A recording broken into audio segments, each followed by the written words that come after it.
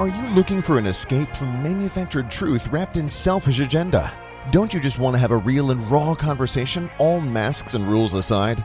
That's what you're getting here at Titan Evolution Podcast. Get rid of all the nonsense information and discuss everything under the sun without filters.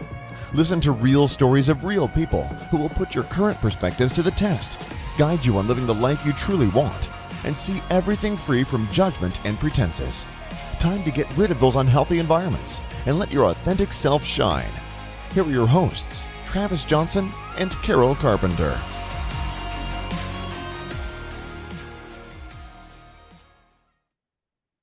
Hey, welcome back to the show. I'm here today with Ed Franklin. Ed, how the hell are you, man? I'm doing fantastic. How are you? If I was any better, I'd be twins. I swear to God. Look at you. Hey, Ed is the father of 8 and grandfather of 19. He's an enthusiastic leader in business. Sales, marketing, leadership roles always been part of his past, but his passion is guiding our youth and anyone that'll listen through his experience and life and telling jokes to me before the cameras got rolling. So welcome, Ed. Thanks for having me, man. I really appreciate it. It's great to meet you. I know our mutual friend, Deborah Sweet, introduced us via text yesterday, and I thought we were just going to chat today about our future. And here we're doing a podcast, which is fine with me, man, and we're ready to go. Why the heck not? You've got a show, No Limits. I've got a show. Well, I've got a couple of shows, but when you're prepared and you know the subject matter expert, which is you, when you're talking about yourself, I mean, there's not a whole lot to really prep for. You've lived. I've been doing me for a while, so what are you going to do? How old were you when you finally started to do the full Ed? My whole personality. You just living without a filter, like just being exactly. When I was about 16 years old, someone asked me a question once, and my mom was there, and my dad and everybody, and my mom said, "Oh, don't ask Ed that." And they said, "Why?" I said, "So, because he'll tell you the truth." So I was raised by two old school parents. By the time I was 15 or 16, I was telling people the truth. Now, I didn't mean to do it to hurt anybody's feelings, but if you asked me a question, I didn't think it would hurt your feelings for me to answer it truthfully. You asked, kind of thing, right? Yeah. I did learn over the years in sales that probably not always a good idea to answer all those questions, but depending on the size of the account. Depending on the size of the account. Oh, yeah. I applaud your restraint based on financial matters. I'm still working on exactly how to do that. I had a supervisor after I got commissioned in the Navy. He's asking me a question about my job, and I've been there for like a week. Like, I didn't know at this point. I've been in the Navy for like 13 years at this point, but this thing was, brand new to me. And he was a prior enlisted guy as well. I was like, I don't know, but let me go find out. I'll get back to you. And he essentially blew up. His voice changed pitch, and he was like, I really don't like that answer, Lieutenant Johnson. I really don't. It's not a good answer. And I was like, well, the other option is that I tell you something that's untrue and I lie to you and try to make you feel good, then go back behind the doors and scramble to figure out and ask everyone how to solve this. Or I can just be straightforward with you. So if you want me to make you feel good, that's definitely an option. If you want me to never, ever, ever be the one to lie to you, you can choose option B and let me know. And I walked away, and you should have seen his face. There was like steam like rolling off his head. One of those guys that, a little bit thinner hair, and he just started shaving his head right away, which is a good look for him. But like you could see visibly steam. He was so upset about it. And he ended up coming back to me a couple hours later. And he's like, when you said those words, I was pretty heated. I was like, oh, I could tell you were heated. Like steam was literally rolling off of you. And he's like, I hadn't looked at it that way in a long time. And he's like, it's been a long time since I was enlisted. It was like 16 years before this point in time, like that he was enlisted. And he remembered getting asked questions you didn't know the answer to. And that was the response that you were taught to give is, you know what? I don't know that answer. I'm going to go find it and I'm going to get back to you as soon as I can. Like that's the answer that you're taught because you can't possibly know everything. But of course, the way that we do school and the way that we do things, the way that we're conditioned is that we are supposed to provide an answer. I was at a job one time and this new guy came in that was going to fix everything. There's always a new sales guy that's going to fix everything. And they end up getting rid of all the salespeople. Then they finally figure out, oh, it's the guy, and they get rid of him. But he fired me. And he came up to me and said, hey, by the way, the other salesman told me that you didn't think I was a very nice guy or something like that. And I said, no, I didn't say that. And he says, oh, you really didn't? I said, no, I said you were a fucking asshole. The guy's just too nice to fucking tell you because he doesn't cuss like me. So, and then he tries to shake my hand and I'm like, get the fuck away. What's wrong with you? You know, people just don't, they're not used to being told stuff, right? The reality of things. Yeah. For whatever reason. I don't know how we got away from that, but like I said, I come from old school. You said you were born in 81. I graduated in 1980. So from high school. Yeah. So I'm kind of a little more old school than you probably. I'm sure you are, right? But like you grew up in a time where people would go meet other people in public. I know this is, after COVID, and I guess we're still not supposed to meet people or some other nonsense, whatever the government's telling us. But like you went to community events and you showed up for community things and you went to a community church.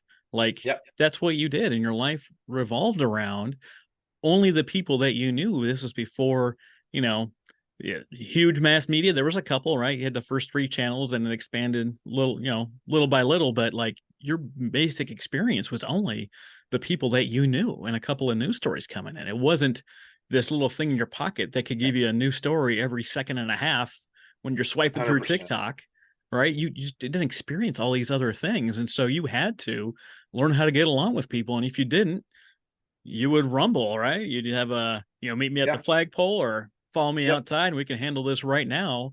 And I know it says Ed, no limits, right? But you found those limits when you got to a point where you were disrespectful or where you were being a jerk, that it would get handled physically and then you would know where the boundaries are. But now, and it's funny you said that because when I, obviously we had 3 news channels. Here's what you did when I was a kid.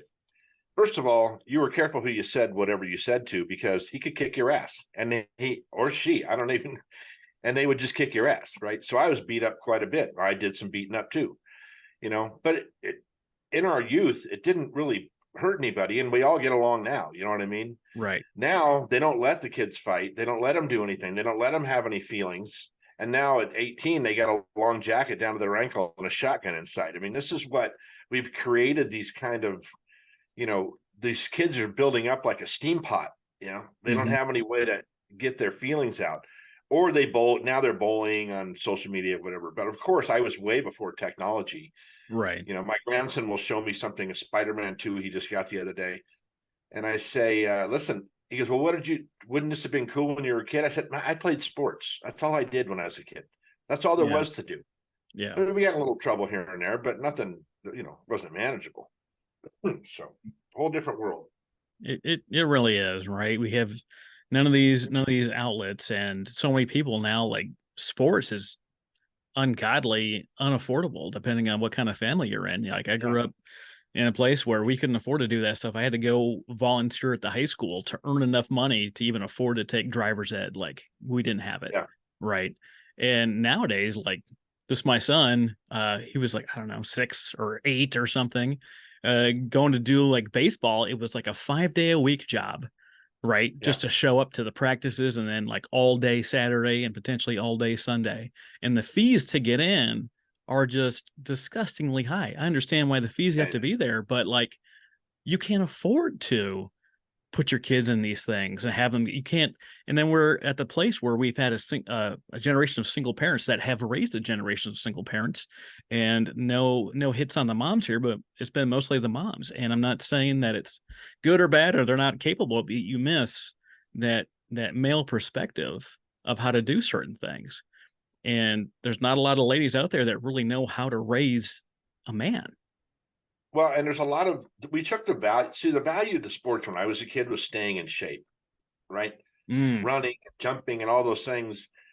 The value now is how much money can you make playing sports? Well, your child is 6 years old. He's already 4 years behind in his training, right? And we have these prodigies coming out at really young ages, and they're training them, teaching them how to hit and doing all these things. Yeah, and then they're on pills by 9 or 10, and they don't want to be there anymore. They're taking all the fun out of sports too. Yeah. It was a way to meet people. And we were talking about racism earlier. When I was a kid, I grew up in a very multicultural area until we moved to this small town in northern San Diego. And I didn't care what color anybody was. Can you play basketball? That's all I want to know. Can you play baseball? Can you play? Because we just played sports and we did it every day. and we did it at school, and we did it after school, and we didn't really have, there was little league and things like that, but we didn't necessarily, like I said, you couldn't afford it when we were kids even. Yeah. And so no one cared about anything, no racism, no nothing. We just wanted to play sports with each other, and that's all we did. Yeah. Yeah. And that's the way it is. Like, you come from a very different background. I'm from northern Minnesota. I don't know if you know this, but it's like colder than Norway in Minnesota. Like, people like, hey, there's no seasons in Minnesota. Yeah, there's seasons. It's almost winter, still winter, and construction. You've got all 4 seasons, right? But just about everyone when I was growing up there looked exactly like me. There was one family from Africa and one family from India, and everyone knew everybody, right? Yeah. But there was no like experiences. Like, my favorite baseball player growing up in the 80s and 90s in Minnesota, I was a Twins fan and a Kirby Puckett fan. Guy that's a little chubby, had a huge smile on his face all the time and loved the game. And like, that was my only real like experience. I say that in air quotes because it's not like I knew the guy, right? But he was exciting to watch. He was out there with the enthusiasm for the game. And I don't see people walk around very much anymore that have like even a general mild level of enthusiasm with whatever they're doing in their day, whatever their thing they experience joy with. When I talk about their family, when like, it's hard to get people to like recognize what their joy is anymore because there's so much other shit out there that they're experiencing and seeing all the time. Well, and I know we're going to get into this, and this is when I hired Deborah, our mutual friend, to do some coaching with me. The whole idea was to get to a point where I could go out and do some public speaking. And I didn't just want to be that cookie cutter public speaker guy, right? Mm-hmm. I didn't want to, put a suit on like Tony Robbins and go out and say all these things that nobody can really relate to because he's got $500 million and it's a little harder to relate to him. I wanted it to be for just the average cat, right? Just the average person out there. And after 2 years of just thinking about this and working on it, the real tragedy in our life is we're not taking care of ourselves. We're trying to nurture other people, and we don't even have a good grip on ourselves, right? We're doing mediocre things and expecting visions of grandeur to come true, right? And we're out there, we're not being the best version of ourselves because we're not even caring about what we do as soon as we get up in the morning. Mm-hmm. And loving ourselves, the self-talk, the telling that story, the self-esteem, it's so bad, the excuses we can come up with. And I am a master of excuses, not to do something good for myself. Mm-hmm. But that was kind of the whole platform for me, is to go out and say, look, the first thing you got to do is be a little selfish and take care of yourself. And if they would do that, they'd see more value in themselves. And that's where that enthusiasm would come out of living. No, I fully agree. But I don't think it's selfish to take care of yourself. I know. Exactly. It's not selfish. I mean, it's actually, if you have children, if you were trying to get real estate license, if you're trying to run a business and you're not the best version of yourself, you're not going to be able to get educated at a high level. You're not going to be able to concentrate. You're not going to be able to do it. It's selfish not to take care of yourself in the reality of things. Yeah. There it is. Yeah. That's really the whole point of it. The analogy that I end up using is that you can't pour from an empty cup. And if you can, you get like 1 or 2 drops or some food that was stuck in there. You're not getting the best stuff. And if you are a complete train wreck, I mean, serving in the military, yet spoiler alert, you don't always get the best sleep, right? It's just the way it is. And when that happens, once or twice in a month, that's not too bad, right? When that starts happening once or twice or more per week, like, you're damn near in crisis. You're one step away, you're one pressure, one trigger, one something happening to becoming a crisis in your life.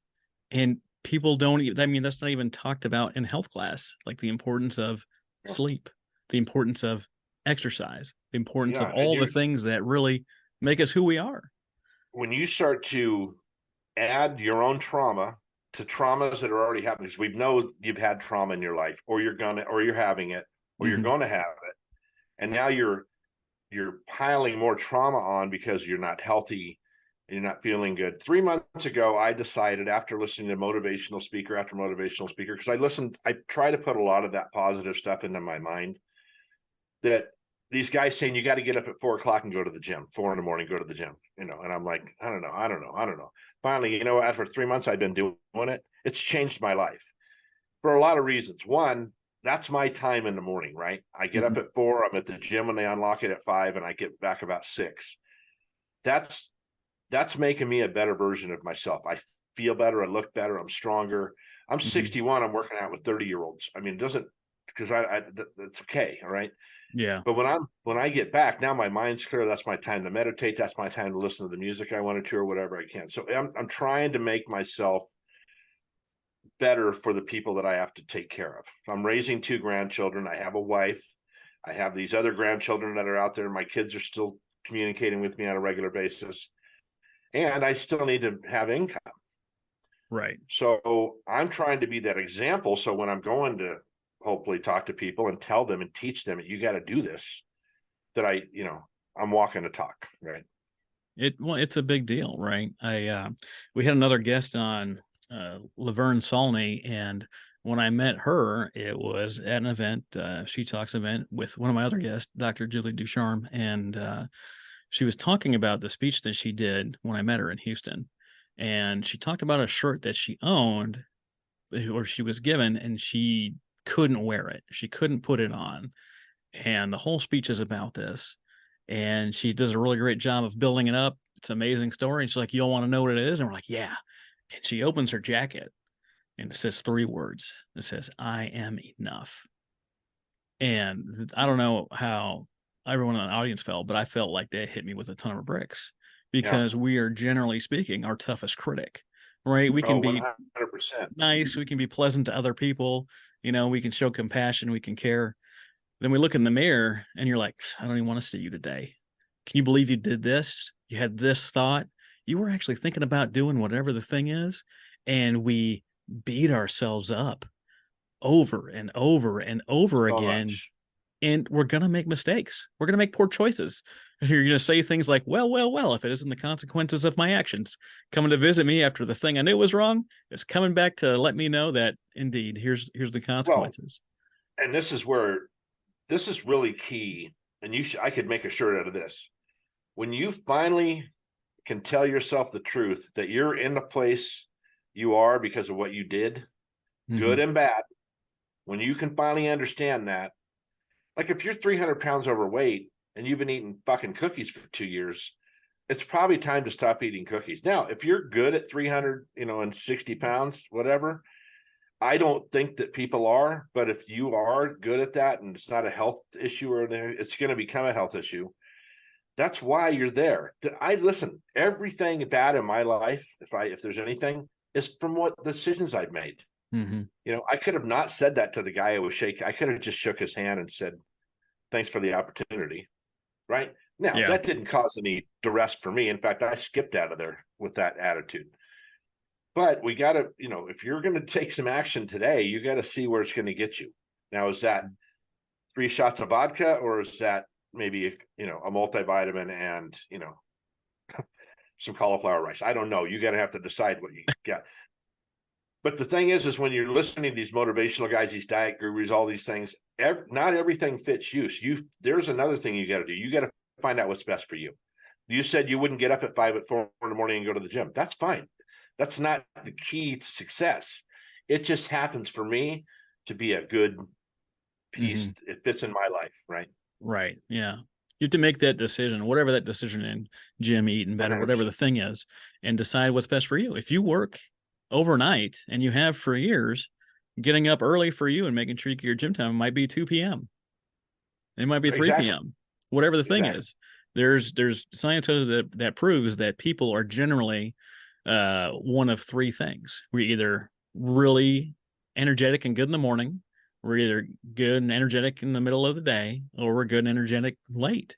And for most of my life, even though I spent 22 years serving the Navy, like I was that late night guy after everyone went to bed and everything was finished and everything is complete, or I'm at home and my house is peaceful. I feel like I get that time now to myself to do whatever I want, whether it's writing or connecting or learning a new skill or something. But for me, I need to know that everyone else is at peace in order to get Right. that time. Something we brought up about military. So are these people that speak and you listen to, because I think what happens is I was listening to a speech one day by a Navy SEAL. You ever seen that guy? He gets up, he's got his full uniform on, and he's talking about making your bed. Making That's your one of bed. his Yeah. speeches. That's right. Yep. And I'm listening to him and I'm driving home because I listen to a lot of Audible books as I'm moving around. And I thought, how the hell can anybody relate to a Navy SEAL that hasn't even never been in the military or whatever? That is hard. I mean, I was listening to this, what's the Luttrell, or what's his name? Marcus Luttrell. Marcus. I was listening to him the other day. I'm like, I can't even fathom what this guy's been through. All the stories this guy tells them, I can't understand that. Yeah. And I think sometimes if it's a common person is listening to that, a real estate agent or a farmer's insurance agent or something like that, they're like, well, I can't even relate to that. So they just continue to be mediocre. But they have their thing they need to find out how to relate to. And that's where that's kind of the piece I want to build is let's just talk. I'm just a normal guy like you guys. I have kids. I had to change diapers, 8,000 of them, but I had to change diapers and I had to do all those things. And so let's figure out how you're going to get to that next level. And it's not even necessarily money. It's not even necessarily a better job. It's almost never money. I know, it's just waking up and going, let's kick some ass today, right? Yeah. Yeah. Walk outside with a smile on your face. It takes more muscles to smile than it does to frown, kind of thing. Those kind of little things that you can just think of in your day. Yeah. Change your whole outlook on life. And then you could absorb all this bullshit information we're getting into all the time. Because that's one of the things we're getting so much thrown at us. There was 3 news channels when I was a kid. There's 3 million now, right? There's 3 million places you can get information from, and 2,999,000 are wrong. Yeah. There's something some fucking person made up. So these are the things where we really got to start addressing our own mind and kind of what's best for us, not what's best for 2,000 other people at Tony Robbins' thing. And I'm not insulting Tony Robbins. I'm just saying sometimes we got to find out what's best for us. No, I fully agree. I know you grew up Catholic and I grew up in the Lutheran church, and you're taught a certain way of doing things. You're look at the Bible from a certain perspective, and the way you live your life is a certain way, and this and that. And it's not the only way to do things. One of the things I learned from all the different times I moved, I'm up to 50 now, which is a super wonderful number. Very exciting. That is crazy. I read that on your bio. Yeah. You see, and this isn't an indictment on religion, but you see every place you go, there's a different way to do something that someone was doing in the last 3 towns that you were in, and they all did it a different way, and they all reached a satisfactory outcome. All of them. So why is it so hard to understand that we can do different things and have different experiences as people and go out and interact together without too much problem? You talked earlier about your background and being very colorful in the community, and you didn't care. It wasn't about that, and we're not taught us about that. It's different people. I spent a year in the Middle East, and I only know the news stories that I received here in America. I go over there. I don't know if you know this, Ed, but there's families over there. There's malls, and there's kids throwing tantrums on the ground in the mall because they didn't get the whatever that, right? We're just people everywhere. If we've got a family, we want to do good for our family. We want our kids to do better than we did. We care about it to be reasonably safe and secure, enough money in the bank to do the stuff that you need to, and some of the stuff that you want to do, and pretty much be left alone. That's kind of how I feel everybody is, but we're always in everyone else's junk all the time. That's a poison in America. I really think, and I kind of think we were kind of brought up this way, that this is the only place to be, right? It's the only place anything's happening. It's the only thing. We don't need anybody else. We don't need to know anybody else's history because it's only happening here. Well, no matter what religion you are, it didn't come from the U.S. unless it's some Protestant that just broke off last week. There's 40,000 Christian religions in the U.S. How the fuck can that be? How can there be 40,000 different religions?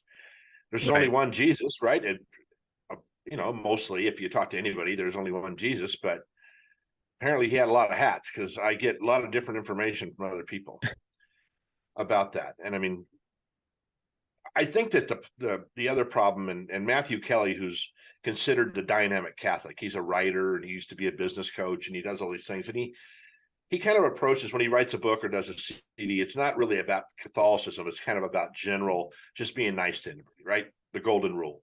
Mhm. Although he does talk about the mass at times and explains the mass to people. And I don't think most people get it. Like they'll go to church and go, I don't like the new choir director. We're not going to church next week. That's really not why you're going to church, because of the choir director. By the way, there's some other stuff going on that's pretty important. But he says something great. He says the biggest crime in the Catholic Church is that we're letting the media tell us who we are. This is the biggest crime in America, is we're letting the media tell us who we are. We're letting rich people say that we can't do it because they're rich and they want all the money and you're not as smart as me.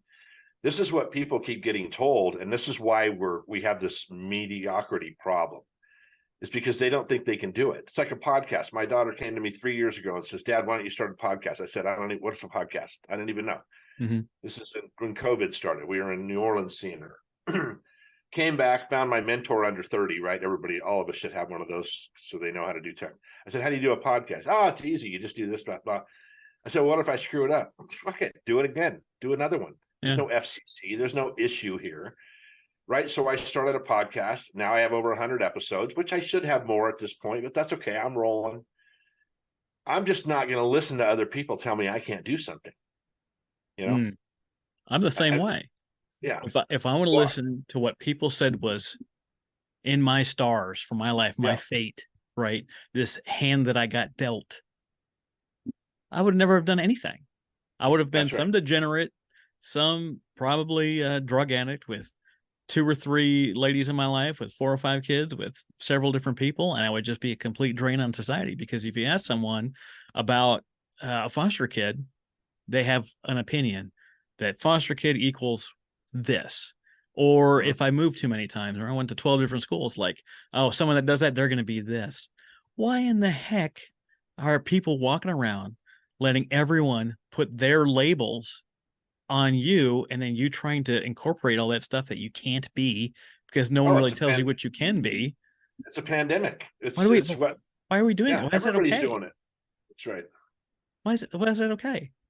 We preach inclusion, right? We preach it. It's just like leadership. We preach leadership, and then we got shitty leaders. I mean, we're in the worst leadership situation in a U.S. government than we've ever been in our entire history. I think they're great leaders. I don't care what side.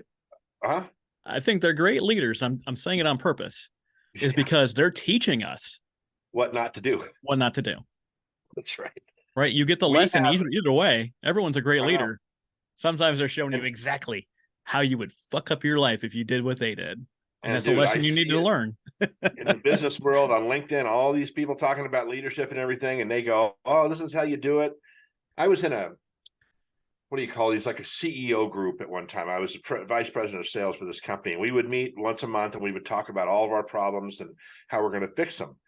And at the end of the hour, at 2 hours or whatever, we had all these bitching ideas, right? We're going to do this and do that and do this. And you know what? Those people went right back to work and did the same shit they were doing for the month before. And they're still doing it today, because I'm in touch with most of them, and they're still fucked up. They never changed, right? I know it's hard to change, but I'm a completely different person than I used to, because I wanted to be different. I'm like, I don't want to be that person anymore. Right. So I changed. I made small baby steps, whatever you want to do. And I changed, and I'm still evolving. Listen, I don't want to go to sleep yet. I love the thing that Clint Eastwood says. He said, "How can you still do what you're doing at 93?" He says, "I get up every morning. I don't let the old man in, right? I get out there and do my business." Yeah. I don't want to, I got dreams still, right? I want to kind of accomplish those dreams. It's not moving as fast as I wanted to because I make excuses for it. That's the shit I got to stop doing. That's on me. And that's the stuff I look in the mirror and go, "Not today, motherfucker. You're not doing that today." Right? You got to do this. That's right. That asshole in the mirror is responsible for all of my problems. So much. Let me tell you right now. I was like, it was you again, wasn't it? It was you again. It's that Spider-Man meme where they're all pointing at each other, all being the exact same person. Like, how come there's so many mirrors in this house and I can see in the windows in the cars? I know. Like, that guy keeps following me around, right? One of the biggest problems with something like Christianity is not the religion itself. It's the people that say they're Christians or of whatever faith, and then treating people like garbage instead of treating the way with grace that we were taught to. Like the Old Testament, I don't know if you ever read that stuff. That shit is terrible. Like almost the whole thing is awful, right? And how could we get to where we need to be? And Jesus is like, yeah, I know. Like she did something wrong, right? Condemn her if you want to. In fact, anyone here that was without any problems, go ahead and throw the first stone, right? That's They right. all walked away. They all walked away because they weren't following, incorporating the word. They weren't doing what they were supposed to do and behave the way they were supposed to. They're quick to point out somebody else's problems, right? We do this stuff with politics in the US, like that's a problem, it's obvious, and I'm going to change whatever the thing is. They never say what they're going to do. They just say they're going to change it for the better. They just like said change. And they're like, Well, "Oh there's a yeah, funny let's elect story. them." My mom used to tell this joke. It said, let the person with the no sin cast the first stone. And then everybody ducks, and Jesus looks fast and goes, Mom, seriously? You know, because she was already. But you know what? You know what no one ever says? We could make Christianity better. No one ever talks about that. Right? Or we could make everything better. There's a great, you got a pen there, write down church stool and the bar stool. Church pew and the bar stool. And look that video up on YouTube. All you folks out there, look it up. Church pew and the bar stool. It's about a 4-minute video, and it gives the entire, in 4 minutes, tells you everything about it. You know, it's the guy in this bar that decides to go to church, and the people in church thought he smelled and didn't look good, and they didn't want him there. Jesus hired the worst of the worst, right? Tax collectors, worst The worst people. of the worst. And what did he do? He turned them into saints, right? So these are who we should be looking at. And we do this every day, right? We do it in the Catholic Church. It's terrible. You know, I've been going to the same church now for almost 3 years because we moved to a new area. I've only had about 3 people come up and say anything to me. There's probably 4,000 families in this church. Now, I don't know if you know, but I have tattoos all over myself and this and that. And a lot of times I'll wear shorts because it's hot here, right? Yeah. I am probably not the most welcoming person if I'm not looking, if I'm not, you know, if you just look at me, you're probably like, oh, I don't know. You're just not holy enough, right? Apparently. So I've been going there for 3 years. I mean, I've been pretty consistent. You know, I'm with my grandkids, my wife. Yeah. We walk in, we do our thing. I know all the prayers. I know all the hand signals. I know how to moonwalk when the old lady in front does it. I know all that stuff. Yeah. A lot of calisthenics in the Catholic Church. A lot of calisthenics. And but it's kind of the poison. It's another poison in the church, and it's in society, really, right? I mean, I talk to people all the time when I'm out, but people mostly just don't want to be bothered. And after COVID, they really don't want to be bothered. Right. Well, in California anyway, but you know, watching and enjoying a little, you know, quality American TV, love like the Big Bang Theory, and then Young Sheldon came out. I was like, it's not going to be as good or whatever. Like, I don't know if you ever see it. It's funnier than the original. It's like everyone's got a punchline, but they talk about the story. How about Georgie, Sheldon's older brother, like gets some girl pregnant, and then mom loses the job at the church, and they're not welcome to come back at church on the weekends. They say they're welcome, but they don't feel welcome. You know, no one shows up for Bible study at Sheldon's house and Mary's house because something's going on over there. Everyone on the back in the church turned their back on the family when they needed them the most. I don't know about you, but I read stories about how, you know, David is an adulterer and people are philandering, and Moses was a murderer. Like all these people have done all these terrible things, which is all of us are still welcome in the house. 100%. And that lesson is being turned and used for good. And somehow we can't take that lesson and be decent human beings to someone that we know in our congregation that's struggling. Yeah. What sense does that make? Makes you know, none. and as I'm listening to you say that, I'm feeling some guilt because I have some of those issues with people that I have not given them the redemption, right? I've held my foot on their neck, right? Mm-hmm. And you're right. But these are these moments where we're going to have to go, well, maybe I better make a left turn next time instead of a right, so I can go talk to that guy and just let him off the hook, right? I don't have to love him. Well, I'll always love him, but I don't need to like him. But I got to let him off the hook. And because it's more poison in me, the hate inside yourself, that's where it burns. He doesn't even probably care. But you got to get that out of your heart, right? You got to get that hate out of your heart and all those things. And listen, as I sat here and just got on my pulpit and said, these people don't talk to me, I don't go out and, you know, grab have all the people at church either, by the way, because I'd probably scare the piss out of them. But so I mean, I'm just as guilty a lot of times, and but we all Yeah. are.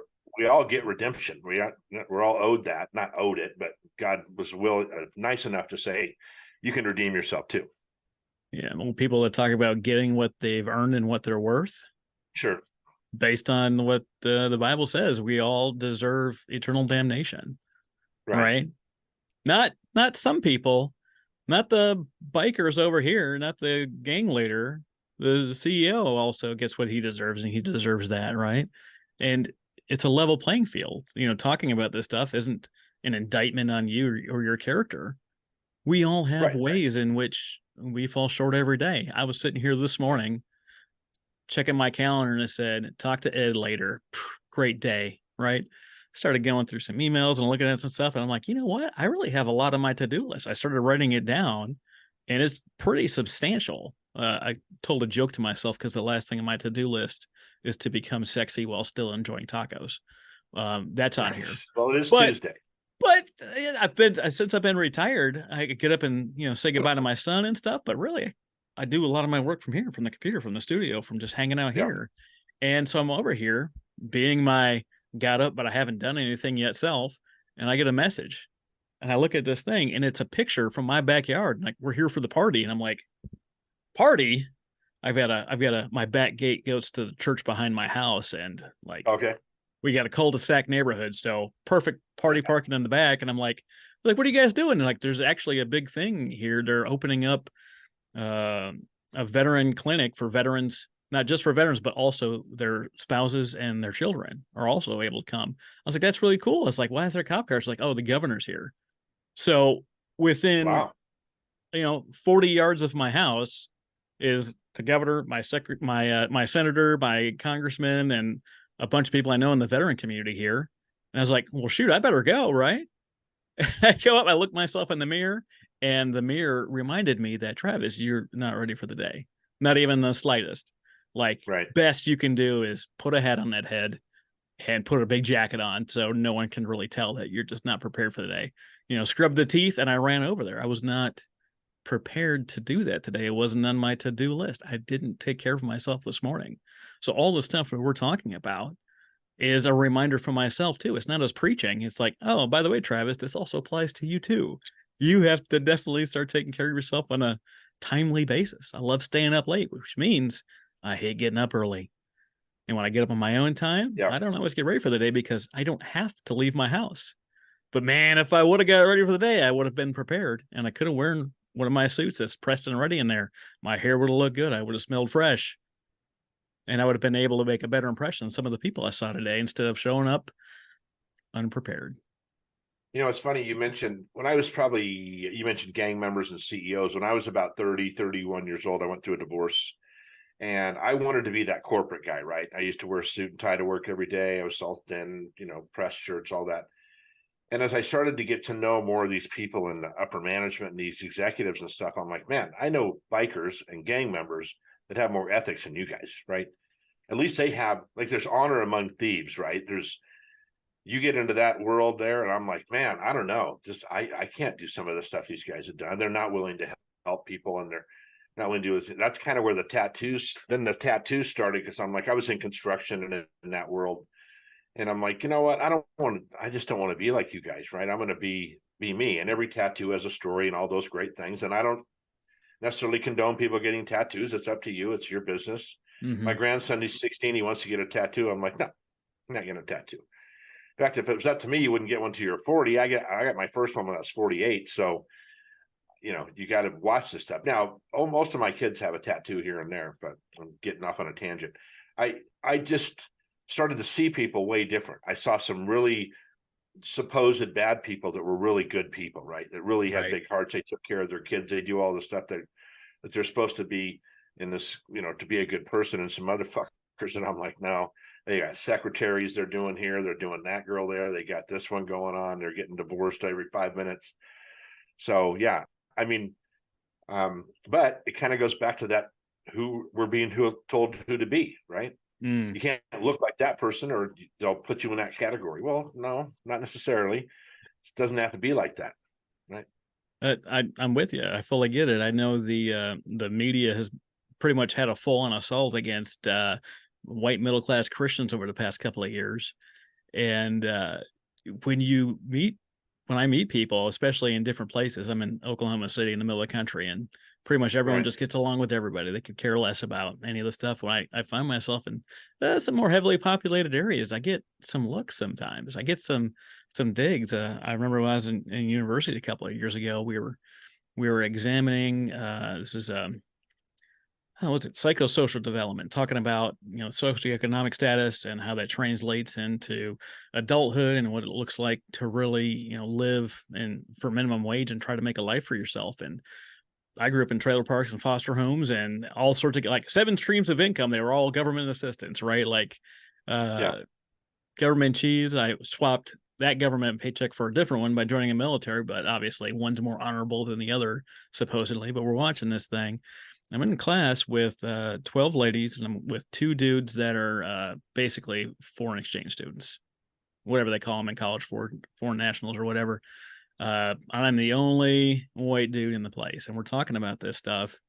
And we see a video in a gal in New York City, and she's sharing a house with her sister, and she's got her cell phone, but she gets on the subway and she travels 45 minutes each direction every day that she works to go work at McDonald's across town for minimum Wow. wage. And it's not a fun situation, but I've been in those situations. And they were talking about it, and it was really supposed to start the discussion of raising the minimum wage and what that looks like. And I was sitting there, I wasn't saying anything, and the gals were talking about this, that, and the other, and the professor was like, "Travis, you have something that looks like you want to say." I'm like, "I do, but fair warning, I don't agree with anyone's assessment here on this situation." And before I really started to say anything, this gal in the class came up and was screaming in my face about this stuff.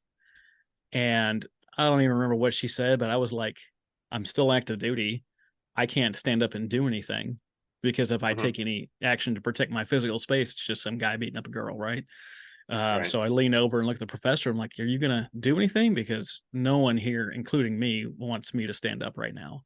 And she eventually, corralled the girl outside of the classroom, and I started talking about this thing. And I'm like, uh, I see her situation differently. I think she's in a phenomenal position because she has dedicated childcare. She has a house that's taken care of, and she gets personal time, 45 minutes or hour and a half every day that she works to do whatever she wants, to learn anything on YouTube, to listen and download any audiobook, to use her library card to give her access Yeah. to, I forget the program that lets you check out audiobooks from a library and you can learn anything you need to. And she has dedicated time where she's got her hands free and she's traveling and she can do this and she can start learning anything she wants to learn. And then someone said, "What the fuck do you know about it?" And I was like, "Oh, I don't know how about everyone else, but I grew up going to different schools. I moved 36 times before graduating high school, was in 12 schools, 6 states, 5 foster homes, both 2 people in my family tried to kill me at different times. We were homeless twice. And we grew up on these programs. I can definitely understand what these things are, but they didn't think I'd ever had any hardship because they've been told that I'm a white middle class Christian and I haven't been through anything and I couldn't possibly see it from their point of view, or because of my gender, because it was a single mom, that I wasn't allowed to have an opinion based on my sex and my gender, right? And I'm like, how many millions of years or generations or eons did you fight to have an opinion? And now you're going to take away my right to have an opinion because I'm a Yeah. dude? That doesn't make any sense. But you said something that was important. They've been told. They've been told. That's the problem. They've been told that they can't, that they Yeah. can't do it, or they And they listen. believed it without challenging it. They just 100%. onboarded it into their personal operating system and went with it without any challenge. And you can go to any school, college, society thing and find super successful people that drug themselves out of that. Hell, most millionaires in the world have drugged themselves out of that, right? They weren't rarely Most any of people these don't super know rich that people were born. 85% of millionaires are first generation. They've got that on their own. It's Exactly. not in That's the trust. It's point not I'm being saying. handled down. If you're in And the you can always read a book. You can always listen, we were raised that we could do anything we wanted to. We weren't allowed to say I can't in my house. And I didn't have successful parents, far from successful. They ended up getting divorced. There was abuse. There was alcoholism in the house, everything. But my mom taught us, look, you can do anything you want. My wife's always amazed when I can fix something in the house. She's like, how do you know how to do that? I said, because when I was young, I had to do it. We didn't call mechanics. We went out and get the Couldn't afford a mechanic. No, you could we never afford to went to call the the mechanic because doctor. it was a long distance call. Like, Yeah, and that's a true statement. I mean, you couldn't. So we didn't have that stuff. We figured it out. Me and my dad rebuilt I had a Volkswagen. My mom, the engine blew up, and I borrowed $250 from my mom. My dad and I built an engine in the garage, put it in the Volkswagen. I paid her back in 3 months because that was the rules. She said, you got to pay me back in 3 months. I had a job. yeah. And, that's how you survived back then. We didn't get new cars. No one bought me shit, so, but because, I don't want to go down this road because I'm white. I have the white privilege thing going on, right? Although I was the minority where I grew up, by the way. It was mostly Hispanic and Black. And which I didn't care because I only wanted to do is play sports, like I said earlier. Yeah. So yeah, I mean, we can come up. Listen, I tell you, one of my 4 pillars in my podcast is excuses, and you can come up with any excuse not to do something. Mm-hmm. Look, I've had 8 kids. You don't think I heard some excuses when they were teenagers about what they couldn't do? You know what I mean? And Yeah. and they're not all doing perfect, but a lot of them are, and a couple of them are still doing whatever. They'll figure it out. Because I'm not helping them. I'll help them with advice. Something my oldest daughter will call me sometimes. Let's say she has a promotion that she might be able to get. And I always put it to her like this. What would you tell your daughter to do? With the information you have right now, you would never steer your children wrong, I would hope. Right. Right. And I know her. She wouldn't do that.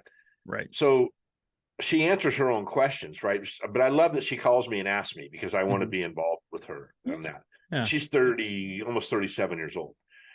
And so sometimes you got to think of life like that. What would you tell your kids to do about your life? Oh, I can't do it. Would you tell your kids they can't do it? No, you wouldn't. No. So it's that perspective we're coming from. We're looking in that mirror, seeing Mr. Asshole, right?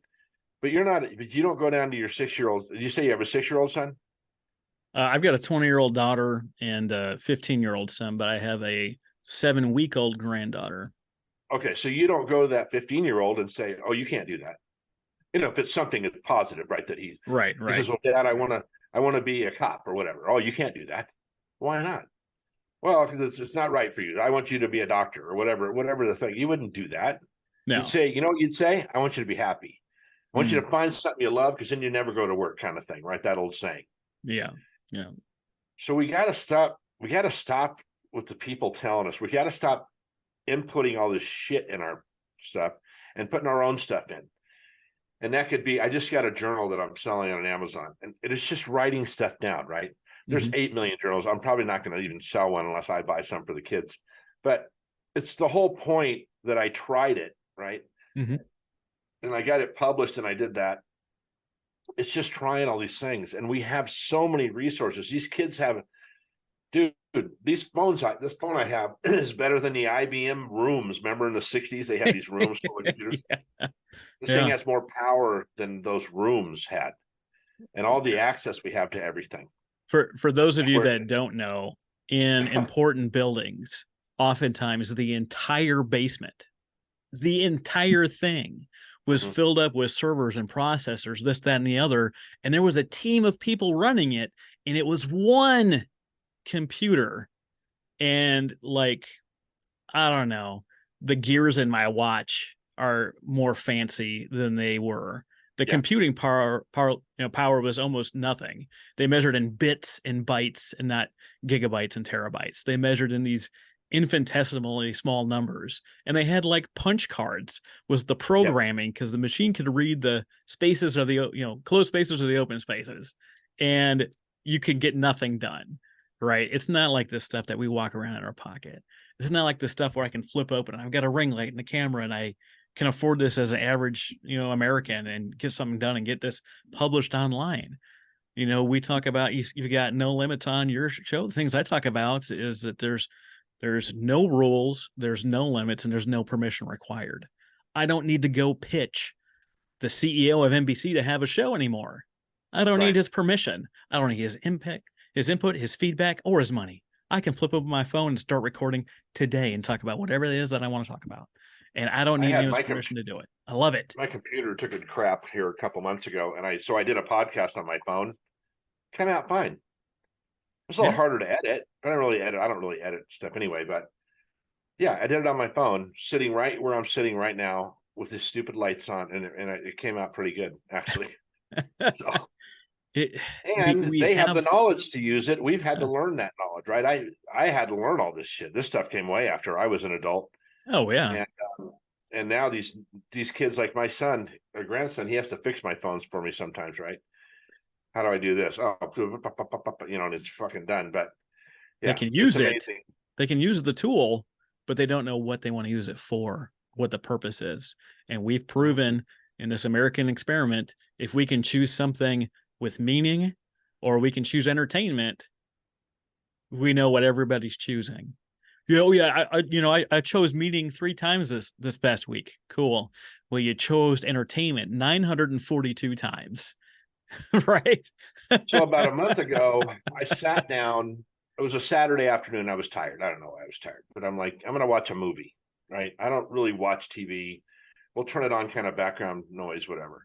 Mm-hmm. And I got on to, and we have Hulu and Netflix and all that crap, right? And I start looking through. I'm like, Jesus Christ, no wonder everybody's 150 pounds overweight. You could literally watch TV for a month and never see the same thing twice, or a year. Yeah. There was so much stuff to choose from, and like I said, we don't really watch it, but because I just feel like I'm burning up my life if I'm sitting there an hour and a half watching a movie. I really have a hard time even getting into a whole movie anymore. But yeah, it's crazy. And you know, I guess in kids' defense these days, we're not asking them to be meaningful sometimes, you know. We're not communicating them with like that. We're using Yeah. their text system. We're doing all the things that they want us to do because we don't want to be too hard on our kids and shit like that. I think I had a lot of guilt. I was divorced twice before I met my wife, and we've been married almost 21 years now. And I was a single parent for 4 years. She was a single parent when I met her. And I had guilt, you know, I still have guilt from that. When I see them do something that was a bad decision now as an adult, I kind of look back and go, you know, that's probably my fault. At one level, the other Yeah. level is, you dumbass, you know, that was what you just did was stupid, right? So, but you know, dude, I mean, it's like a whole other podcast about raising children and about all the stuff that goes on now versus what went on there, and the information they're getting shoved in their mouth every minute. I don't envy them. I don't envy Yeah. them at all. It's a common thing when people retire in the military. They kind of speak to the younger generation. They're like, I wish I could be in your shoes right now. I could go flying for another 20 years or this, that, and the other. I don't wish to be in my kid's shoes, even in the slightest. No, I don't either. There's just too much stuff. There's too much noise out there. You can't hardly get a signal through all the noise.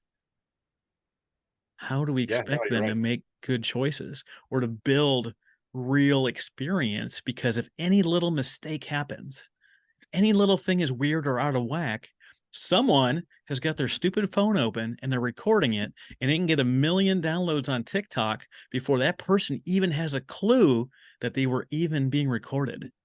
Yeah. It's insane. I know that I did tons of stupid things when I was a kid, and I know that I made some terrible decisions, and I know I am the bad guy and the evil villain in at least, I don't know, 10 people's stories. Like, they see me coming like, Travis is the worst. I know that it exists, but there's no record of most of that. There's maybe a photo that's faded that you can't hardly tell what it is. There may be a newspaper somewhere that wasn't digitized and available online. There's someone out there that I broke their heart. I know for a fact. I know that it exists, but there's no evidence of that to remind me or show up in my face. I'm not telling a joke 10 years ago on a improv stage that was hilarious at the time, and now that we know a little better is the worst thing to ever been said in the history of mankind. I don't have any of that stuff. That's going to come destroy me years later. But they can't even step out of line or even be able to form what opinion they might think is kind of okay right now, because if they say it, they're indicted publicly for the rest of their lives. They have to live and walk through that shame line, right? Shame, shame, everywhere they go and everything of course, you've got people tucking guns into trench coats. They can't get away. When you get terrorized at school, you could at least go home and get away from it. Or if you had problems at home, you could go to school and get away from it. Or if you had problems in both places, you could meet up with a buddy and go walk her down by the river and hang out and vent or whatever the thing is. Now with this stuff being everywhere, you can't even go hide to get away from it.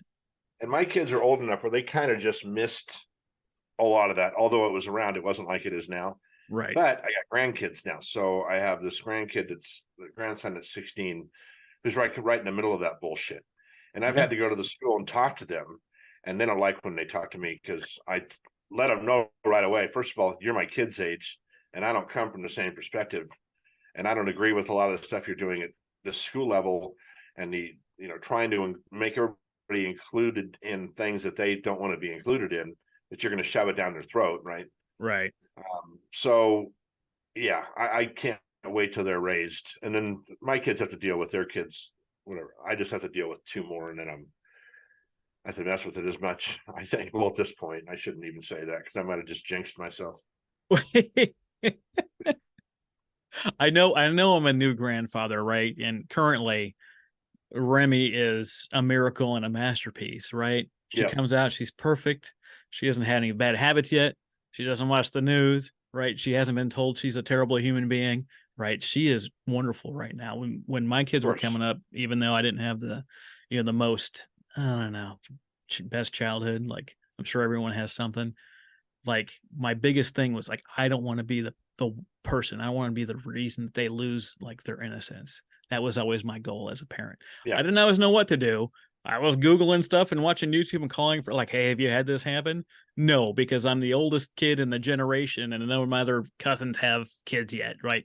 Like, who do you call? Who do you ask? What do you do if you don't have a community built up, right? Or if you're not in a sport or some other group, like who do you ask? You ask the internet at large, and good luck getting a quality answer out of the average internet response. But like, she is. I think a great podcast would be going on Google, like with me. And asking those questions, and then you'd read the answer to me, and then I'd fucking tell you the reality. Right? That'd be a funny. That would be a premise for it, right? Yeah. Like, oh, this politician said something horrible. It's a 3-second soundbite. Cool. What is that in the context of the whole speech? Well, when you watch the whole thing, that comment isn't bad in the slightest. It makes perfect sense and aligned with the picture that they're painting about the thing that they're going to do. But they won't use that. They will use that one little snippet out of context to turn into thing. Like in the Bible, it says, judge not lest you be judged. And people are like, they're using that to browbeat people into leaving them alone. But then it says in the next line, lest you be judged by the same measure, right? So when we take a stance on something and we turn our noses or we say something about something, it's going to be used to be judging us in the end. There's more to that phrase. There's more to that context. There's more to that picture as it's being read and written. You can't just say the 3 words and be like, yep, that's it. That's all it is. Before we went on, I was watching a clip of a guy who was with some women on a stage, and he says, this woman says, is there a difference between men and women's jobs? And he says, absolutely. There's men's jobs and women's jobs. And I'm like, oh, you dumbass. Because he's with like 4 women, he's right? not wrong, but he's not in a great situation. Exactly. And I would have handled it completely different. But what he said, and he used the worst, he says, look, if you pull up to get your alternator goes out in your car and you pull up to a garage and there's a woman mechanic, would you let him work on your car? And I'm like, well, that's the worst thing you could have ever said, because I know some women mechanics that I would take phenomenal. my car to in a second. Yeah. My grandma can fix a car like nobody's business. I have 7 daughters. It's like, if they wanted to do something, I would have helped them get educated to do that. I think sometimes when it gets physical, there are some things, this sporting thing that we've been going through the last couple of years with the men competing with the women, ridiculous. And any logical person make a trans league. Any logical person would say that that's ridiculous. But remember that little group of people out there that are going to make the most noise because they have social media and they have all these outlets to do. And the average person would not even, first of all, even want to talk about it anymore. I'm done talking about it. The professional athletes, women come out and go, no, Serena Williams. I don't want to play Andy Roddick, Yeah. or Venus. I don't want to play those guys. They'll kill me. Yeah. It's not because they're less athletic. It's because they're different, built different, right? Yeah. But boy, we got to do everybody's equal and all that stuff. I heard a guy the other day saying how wonderful women were, how they're God's gift to man and how awesome they are. And if you make them equal to men, you're taking away the gift they have. They're different than men. That's the whole idea. Yeah. Right. They have, yeah. My mom did certain things with us versus what my dad did with us. Very different opinions, very different approaches to life. I mean, it was okay to have a separation. Yeah. Yeah. Well, so you'll see on TikTok, right? Like when mom has the baby versus when dad has the baby. When mom has the baby, like they're cute, they're taken care of, they're pampered, they got bows on, they're swaddled around. You get a cute little picture, and like then you get the one with the dads do it, and the kid's like in a diaper swinging from the chandelier, right? Like dropping elbows like they're professional wrestling, and it's mayhem, right? Good old Jim Ross be like, it's mayhem in here, right? It's different. It's okay to be different, and all the diversity training in the world somehow doesn't apply to both men and women. I've worked with amazing women mechanics in the military. In fact, they cared so much. They did such a better job at all these different jobs. Like they blew me out of the water. There's nothing I could do. Right. Well, in my experience with women as managers, they're more detailed a lot of times. They have a little bit better, they approach things a little bit different. They don't fly off the handle as quickly. Those are my experiences anyway. I have no problem working with women. Most of my friends are women. Deborah, some other people she's introduced me to. No, I like how I like how men think. I like how women, it just depends on the person, of course. Yeah, it depends on the person. But this guy just got himself back into this corner, and I'm like, oh shit, dude, you ain't getting out of there alive. They're gonna blow up your car. We'll see how good a bomb tech the woman is when she blows up your Ford Fiesta. So I was listening to a comedian talking about this, talking about the difference between men and women. And he's like, there's got to be a difference, right? Like, oh, you all out here, like, this is date night, right? Raise your hand. How many of you left your child with a dude? None of you. Not because you're sexist, but because you're not dumb, right? You're not hiring a 16-year-old boy to come over and watch your kid. From experience that that's about the stupidest thing you could decide to do unless they're family, right?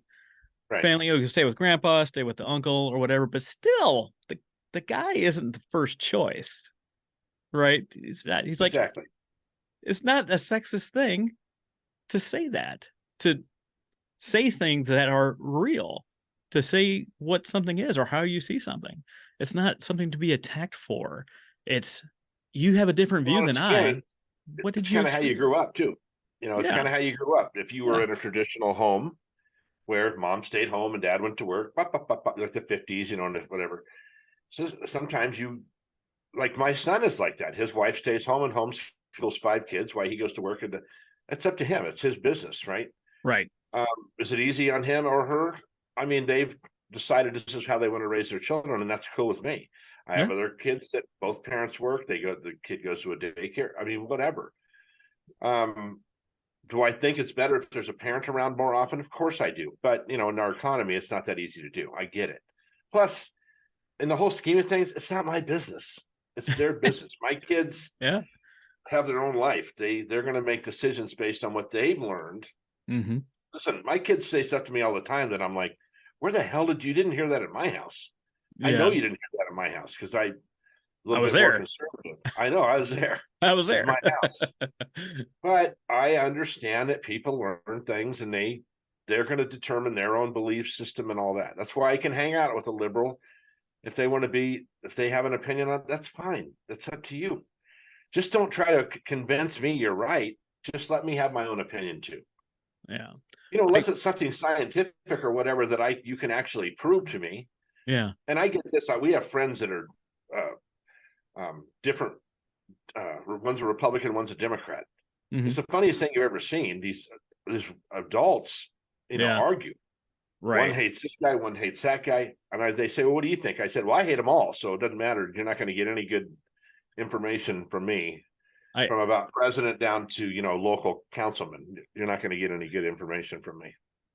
Well, see, I've always said that news only shows you the thing that you're scared of. So whichever side of the spectrum you're on, they're showing you based on your political leanings, the shit Yeah. that is scary about the other side. What they're not showing you is the 99.5% of the stuff that they do and say that you fully agree with. That That's in a any really given good way to day, put it. That was an intelligent way to put that.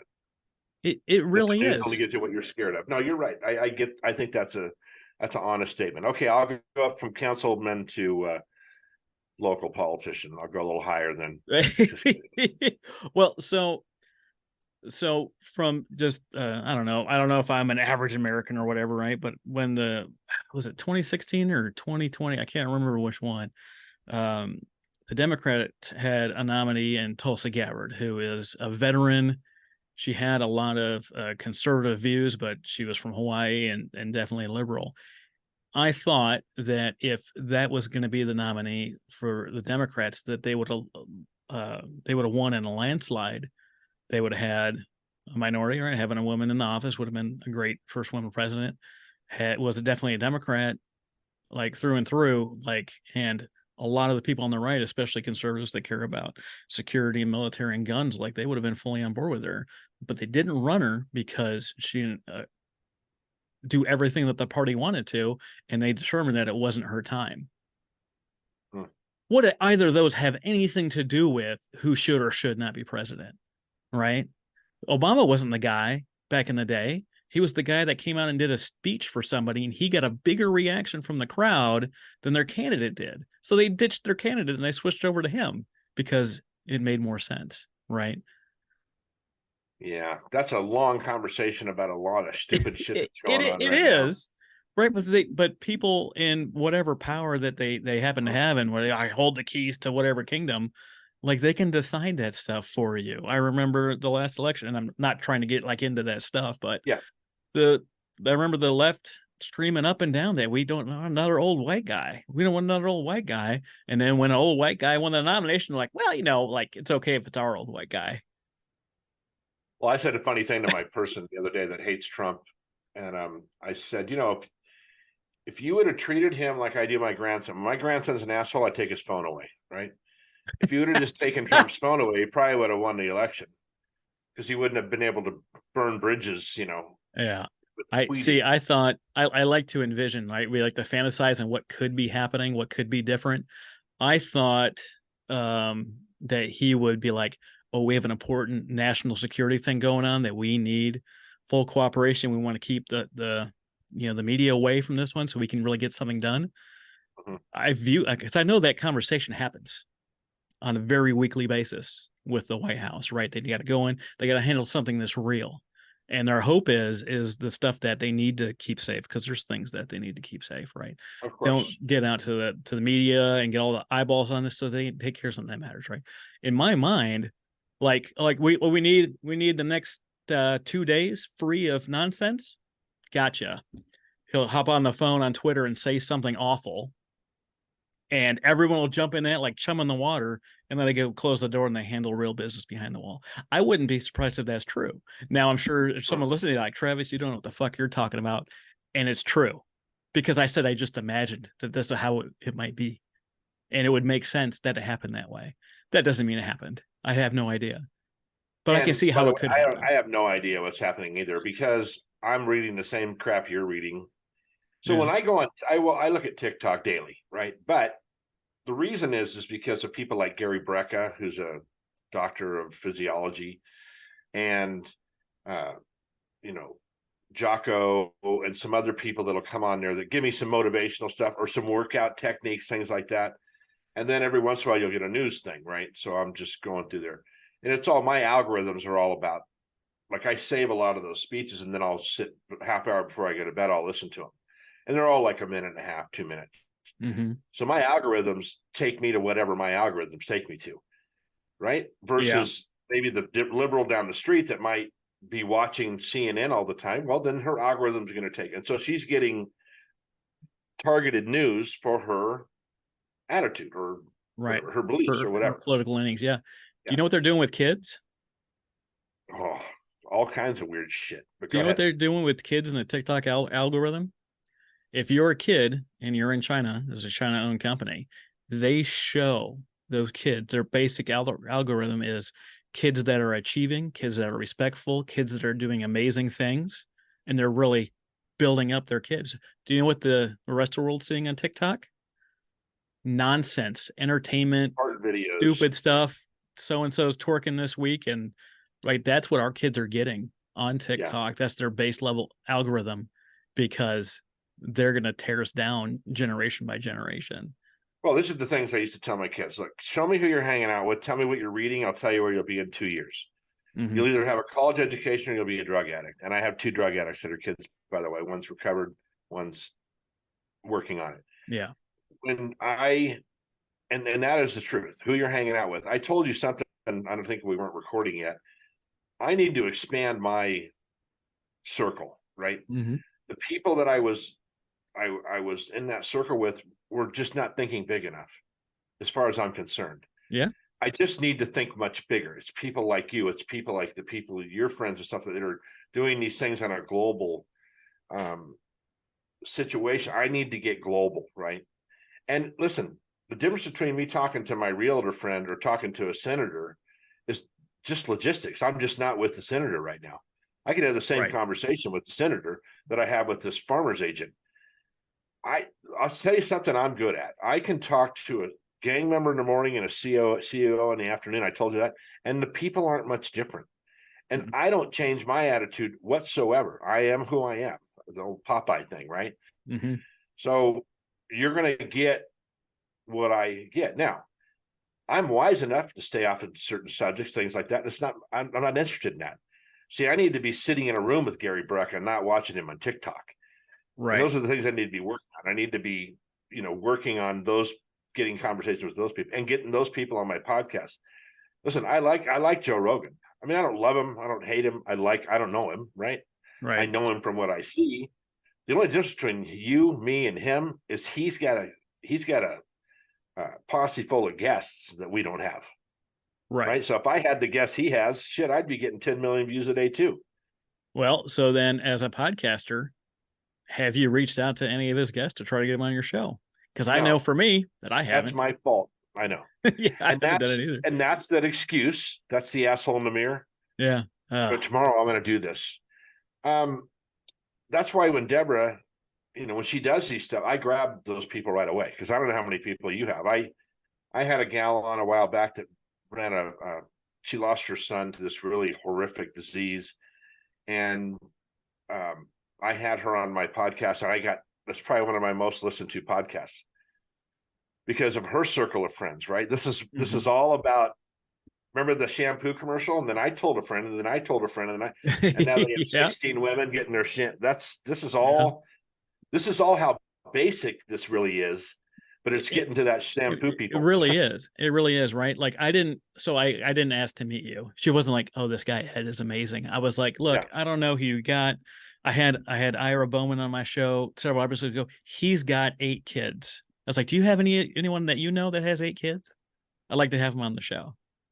That's not what I said, but you are not my first guest to have 8 kids, which is just bizarre that you're both in Southern California and you both have 8 kids. I thought that was like a turn of the century, like Pennsylvania thing, have a lot of kids. And of course we don't get, so mine's a blended family.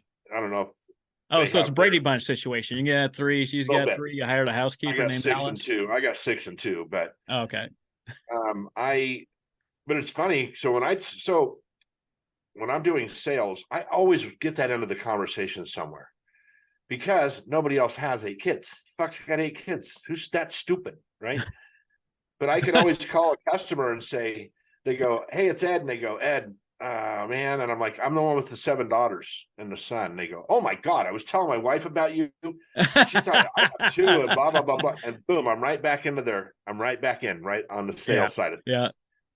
They're almost buy for me. It's like if I had someone from cybersecurity break into my account, they'd probably give me money. They'd be like, this poor bastard. This poor fucker. We got to give him a couple of bucks, this poor guy. Yeah.